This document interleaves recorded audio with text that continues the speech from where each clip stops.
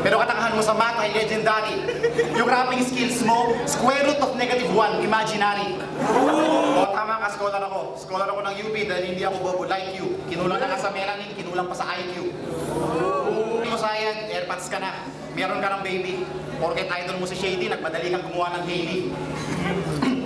Kapag mo kaming bilugin, nakabulin ka ng parang, hindi ka nagbibitbit ng baril, nagbibitbit ka ng anak.